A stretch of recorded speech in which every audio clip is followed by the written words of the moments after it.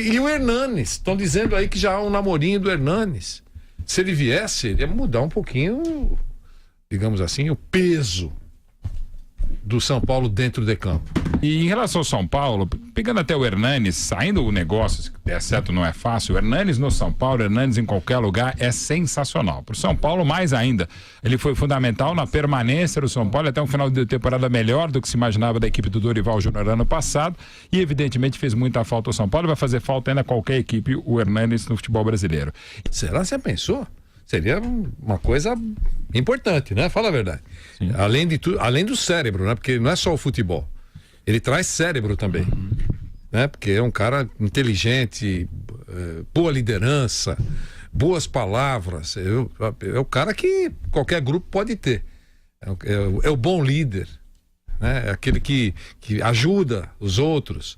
Queremos ouvi-lo, Gabriel Dias. Acho que o Hernanes é mais difícil, Vanderlei, mas ele já disse, inclusive, que aceita reduzir salário para fechar com o São Paulo, né? Ele que tem contrato com os chineses até o final de 2019. O fato do Hernanes vir para o São Paulo, caso isso se concretize, dará mais ânimo, né? A gente se lembra do Hernanes quando o São Paulo ainda brigava para não cair para a Série B do ano de 2017, dava muito gás, o torcedor do São Paulo ficava muito feliz quando ia para o estádio no Morumbi assistir ao Hernanes. Inclusive ele fez um dos gols mais bonitos do Brasileirão naquele ano, que foi contra o Cruzeiro num domingo de manhã, o Morumbi estava lotado, foi realmente muito bonito. Não vejo outro time no Brasil para o Hernanes, acredito que a identidade que ele tem com o São Paulo é muito forte realmente, mas não sei se esse negócio vai ser capaz de ser fechado assim com tanta rapidez ou mesmo para essa temporada ainda.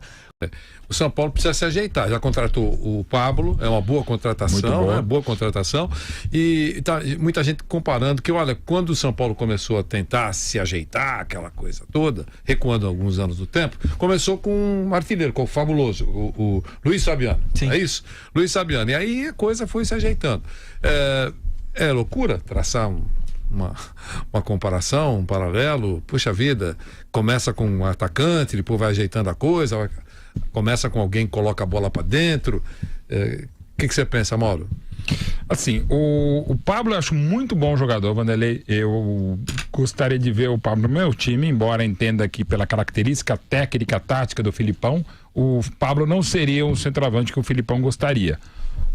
Mas eu acho que cabe sim, até porque ele não é só um centroavante, pode ser um meio atrás desse centroavante, pode jogar aberto pelo lado, principalmente pelo lado direito, é um jogador muito interessante, mas acabou sendo muito caro para o São Paulo e seria para qualquer outra equipe. Agora, vendo outras contratações, até falando do meu time, como por exemplo o Carlos Eduardo, ele acaba não sendo tão caro, porque o Palmeiras está pagando para o Pirâmides do Egito. Então, o Pablo cabe muito bem, mas ainda o São Paulo precisa de mais gente. Se dá para dizer que não era uma função, embora é engraçado, é daquelas que você não... o São Paulo não tá precisando de... qualquer time em qualquer momento tá precisando de centroavante. Não, tá todo mundo precisando sempre de centroavante. O cara que faz gol tá precisando, goleiro de bom nível tá precisando, e o São Paulo precisando mais ainda, e até em termos de prioridades tricolores, talvez essa função do Pablo não fosse a prioridade, digamos, o presente de Papai Noel pedido pelo Jardine. Mas o Jardine conhece, com detalhe, ele tem um relacionamento pessoal e profissional muito grande com o Thiago Nunes, treinador do Furacão, que fez um excelente trabalho em 2018. Então devem ter conversado bastante. Tenho quase que certeza que o Pablo vai se dar muito bem no São Paulo. Mas só o Pablo não basta, precisa mais, porque estão falando do São Paulo Futebol Clube. Diga, Chacon. Muito se falava do Thiago Volpi sobre isso, sobre goleiro, mas o contrato dele vai até 2020, até o meio de 2020. Então teria que realmente bancar o passe dele, que está avaliado hoje em 3 milhões de euros. Então seria uma jogada um pouco cara contratar o Thiago Volpi, que está lá no Querétaro do México. Legal. E o nosso Bruno também falando sobre Pablo, Luiz Fabiano, São Paulo tentando reforço. Está chegando o final do ano. Eu sempre entendo que a temporada começa dia 3 e dia 3 todos os técnicos deveriam ter todos os jogadores à disposição. E o relógio está correndo.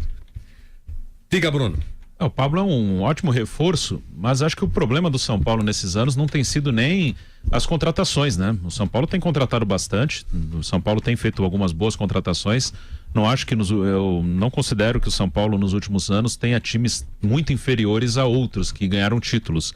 Acho que o problema do São Paulo é mais interno, é um problema de um time que está desesperado por conquistas, e isso gera uma pressão absurda. Então é um time que não tem rumo, né? Ele vai de acordo com o que acontece. Perdeu, ninguém serve, uma pressão enorme, o cara não dá mais para jogar aqui, é um absurdo, fica uma coisa insuportável, o cara não consegue jogar. Isso serve para técnico, para jogador. A gente já falou aqui várias vezes, não vou repetir tudo de novo porque seria muito chato, mas vários caras saíram do São Paulo e se deram bem em outros lugares, né? São Paulo parece que ainda tem uma coisa de não serve para jogar no São Paulo, mas se o cara serve para jogar no Grêmio, no Cruzeiro, no Flamengo, no Palmeiras, em qualquer time bom do Brasil, ele serve para jogar no São Paulo. Né? Parece que mesmo com os anos de jejum ainda fica até por parte da torcida uma coisa, não, ele serve para o Cruzeiro, mas não serve para o São Paulo. Não é assim, claro que tem as características dos times, mas em termos de nível técnico, se o cara serve para jogar no Cruzeiro, ele serve para jogar no São Paulo. Então parece que ainda tem uma coisa que o São Paulo acha que precisa ser um cara especial para jogar lá, o que não é verdade, né? Então o São Paulo precisa ter um rumo. Jogadores, ele contratou muito nos últimos anos, contratou bons jogadores, então ele precisa ter um rumo, seguir, não mudar o rumo totalmente na primeira derrota. Acho que esse tem sido o maior problema. No São Paulo não teve times tão inferiores aos outros nesses últimos anos em que não ganhou nenhum título.